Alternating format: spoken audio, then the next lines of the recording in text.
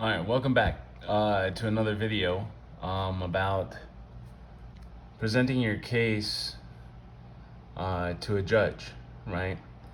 What a lot of people don't know is that you should be ready to, your case should be presented in a way that it's ready to go for the appeal. The appeal should not, there shouldn't really be anything else left to do on the appeal. You should have your case lined up, ready to go with facts and all your arguments ready, and you jump straight to the appeal.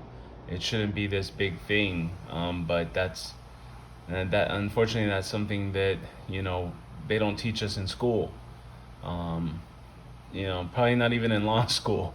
A lot of lawyers seem to be incompetent when it comes to getting ready for appeal.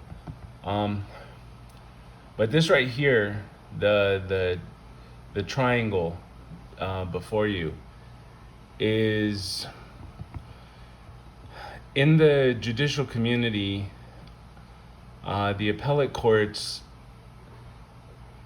like the Supreme Court and the appellate courts below, they prefer only 3 issues. Your appeal should be based off of 3 issues, right? And whatever the facts of your case dictate what the issues are. Whether you were unjustly deprived of your rights, to your children or something of that nature is one issue. The division of marital property is another issue, and stuff of that nature. And I'm not going to go into developing issues down to the details, but the issues should be limited to 3, and that's why I have this triangle. They fit together like a puzzle, and they tell the story to the judge, and they let them know what's the most important thing. And when you do that, then you go over, if the judge doesn't give you what you want, then you can appeal, but you have your issues already ready to present to the appellate court. Now, the first thing that you want to do is get a piece of paper and start writing down facts. Like, what facts are not guesses about how somebody thinks, or my ex believes in this, or my ex, things that you can prove. Facts. I was denied possession. These are my kids. They're nobody else's. I didn't abandon them. The other parent abandoned him. Something of that nature are your facts, right? You want to get all your facts together, and when facts are very hard to do, there's going to be another video on facts, because some of us, a lot of you, your facts are irrelevant, and like 2% are actually important to the outcome of your case. Keep that in mind, and that when you write down your facts, you're messing up, okay? A lot of them are going to be wrong, aren't going to be applicable, and you're going to need to just find the ones that help you present your case and hopefully win. Once you have your facts, then you come over here to the issues. This is the issues. Now, some of you may have heard the word syllogism before, but a syllogism is 2 premises and a conclusion, right? Now, in the legal world, when you have an issue, there's a major, a minor, and a conclusion, but your conclusion should be in the form of a question. The major is down here. The major is going to be a rule, a policy, a precedent, a custom, a statute, a code, a law, something of that nature. It's against the law to steal people's stuff, right? Without their permission. If you take somebody's stuff without their permission, it's theft.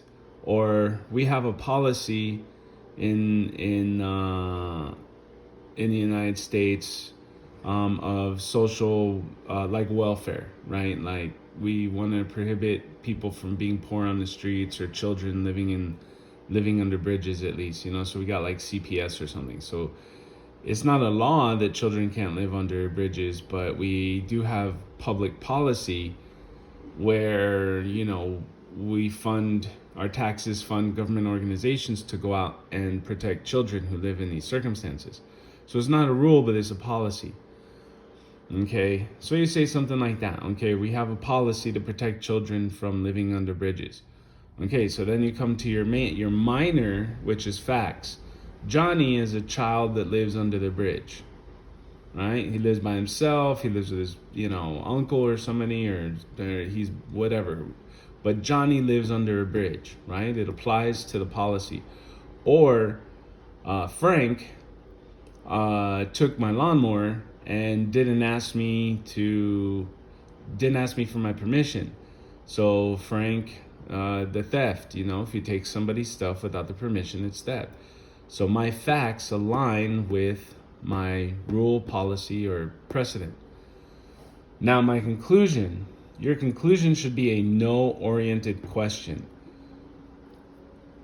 Okay, we have a policy against children not living under bridges. Johnny lives under a bridge. Should the city of Gotham allow Johnny to continue to live under a bridge? Question mark. That's a no-oriented question. Of course not. Of course we don't want to leave him under there. Should CPS refrain from assisting Johnny? Well, of course not. We don't want them to refrain. We want them to go and help Johnny. Should Frank be allowed to keep my lawnmower? No, he shouldn't. Did Frank commit theft when he took my lawnmower without my permission? Yes, he did. Now that's a yes-oriented question. Okay. So we want to say something like, is Frank free from liability for taking my lawnmower without my permission? No, he's not free from liability, right? So your question should be the answer that you want your reader to come to, but it needs to be in the form of a question, and they need to be able to answer no to it. That's going to be a hard concept for a lot of people to understand. So for every one of your issues, 1, 2, 3, you're going to have a minor, a major, a minor, and a conclusion in the form of a question. Okay? A conclusion in the form of a no-oriented question, which means that you want them to say no. Okay?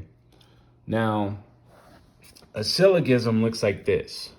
I'm going to jump over here. I mentioned syllogism before.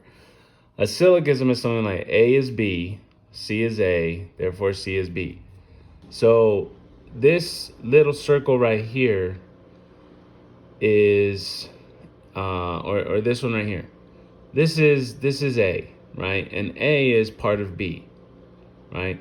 Well, we know C is an A, so therefore C must be a B, right? This is A. This circle right here, anything in here is A. Like, I don't have an example right now. But A is a B, okay? A is a B, whatever it is. Well, we know C is an A, therefore C is a B. So this is how you're saying that things are in common. Something is something because that something is something else, right? So this is one way of showing a relationship between ideas or concepts or things or something. Now here is only A is B, right? So only A is the outside circle, okay? Only A is a B, and B is the inside circle, okay? So then we say, well, C is not an A, therefore C cannot be a B. And this is how you exclude things, right? And if you look, this looks a lot like this over here. Your A is your major premise, this is your minor premise, and this is your conclusion. Okay, and this is how you show things are in common. Okay, this is how you show things are apart. This is C, this is B and A. Okay, so they're definitely apart. So you would use these two formulas right here to describe how something is maybe bad. It's not good. Okay, or that something is good, something is lawful, or something of that nature. All right. Now another thing is a sentence. Some of you, going back to grammar school, was the last time a lot of us saw this stuff. But a sentence is made of a noun phrase and a verb phrase. Now, there's actually rules on this. They're kind of simple. Not really simple, but you should have a list of them. There's a map, and I'll post it somewhere one day. But a sentence is made of a noun phrase and a verb phrase. That's how English works. And you have nouns. Sometimes there's other stuff in here, but there's all you really need is a noun. Now, a verb phrase has a verb in it, right? Sometimes you just need a noun and a verb. Jack sleeps. Okay, Jack sleeps. That's good right there. Go is the shortest sentence in the English language, but go is a verb. The noun is you go, right? But we don't say you, we just say go. So that's basically a structure for a sentence. And a verb phrase has, like, this would be your predicate. Sometimes you guys have heard predicate and subject, right? But it's a noun phrase and a verb phrase. And you have a verb, and then you have another you could have another noun phrase, and then you have another a sentence within a sentence, right? And as you can see, you could just have the longest sentence ever. There's actually a Guinness Book of World Record longest sentence ever, but it could even be further elaborated on just because you can add another sentence here, or possibly even before. Anyway. This stuff right here, it's very valuable when you start writing. It's something you should probably learn and pass on to your kids. I'm showing you something about written communication that not only will affect you in the legal realm, but also in other realms of your life where you have to write. Writing is very important, even speaking. Okay, now up here, this right here is probably the most important thing when writing. Okay. Stasis and destabilize, those are things about how to introduce your writing. Okay, and I'll go off into that, but stasis is basically saying, hey, you think you're safe right here. You think you're safe here sitting on that chair in your front porch. However, to destabilize, don't you want to know why you're about to get bitten by a dog? Right? So in there, in the reader's mind, or the listener's mind, they're like, wait, what? I thought I was comfortable, and then you're telling me I'm going to get bit by a dog. What's this about? So then you use your claims and you say, okay, well, look, you're about to get bitten by a dog. Okay, a claim is like a conclusion. Now, the warrant is the ground. The warrant is like the rule. Okay, dogs are animals that bark and howl. Right? And they also bite, but they bark and howl. Your grounds are the facts. Your grounds, you say, you hear barking and howling in the distance, don't you? Okay. So it tells your listener, hey, oh yeah, dogs bark and howl. And I do hear dogs barking and howl. I do hear barking and howling. Therefore, there must be dogs. Now, sometimes you have to do a rebuttal. You could be like, well, Chihuahuas bark and howl, but those sounds are not Chihuahuas, right? That's not a Chihuahua. That's like a big dog. Okay, so that would be a rebuttal. Now, backing is something you say, now look, you know that your neighbor, or the people in the neighborhood, they have dogs that get out, they're big, they're pit bulls, they bark, they howl, they do all that stuff. They get out constantly. So you probably have, a pit bull lurking around or something of that nature. So then you end your claim with a conclusion. So all this stuff is going on. It's not a Chihuahua. There's barking and howling. Dogs often get out of the neighborhood and they're big. So therefore, you're probably going to get bit if you continue to sit in your chair in front of your house, right? Now that would be your first claim. That would be your claim, and there's different pieces. Now you don't necessarily need backing and rebuttals, but you do need a claim, a warrant, and a grounds, and a conclusion. And then if you have another claim, you could do the same thing. And oftentimes you're going to have more claims. For every one of your issues, you'll have at least one claim. So you may have 6 claims, but only 3, and you should only have 3 issues, but you may have 6 claims. Okay. Now, once you're done with your claims, you have a cost and a benefit. If you continue to sit here and you don't move, you're going to get bit.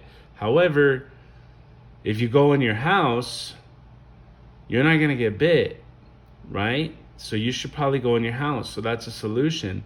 And then at the end of your at the end of your document is where you ask, this is for illegal, by the way. You would say, okay, well, I want the court to find that there was barking and howling. I want the court to find that the dogs have gotten out of the neighborhood, out of their backyards before. They've bit people before, and these same dogs bit my friend who was sitting in his chair in front of his house. And a legal conclusion is, therefore, the owner was negligent. Therefore, the owner is liable for damages. Or you may also have one of your facts is my neighbor, my friend who was sitting in his chair in front of his house, he had to go and get stitches. It costs $1,000. So that would be a fact. But in the conclusions, you would say, okay, well, the owner of the dogs are negligent. Therefore, they're liable for damages. The damages are $1,000 plus pain and suffering, right? And then that's how you end your paper. And this right here is like a checklist of things you need to do when you're writing your motion. Okay. This stuff right here, like lawyers don't even follow this, man, because they don't know. They don't get taught this stuff in school. You only see like good lawyers doing something similar to this right here. The very high price lawyers. Regular lawyers, they're shit. Like they don't they don't care about writing. Ask them about sentence structure and they'll be like, what? I don't know what you're talking about. Ask them about a syllogism and they'll be like, what'd you call me?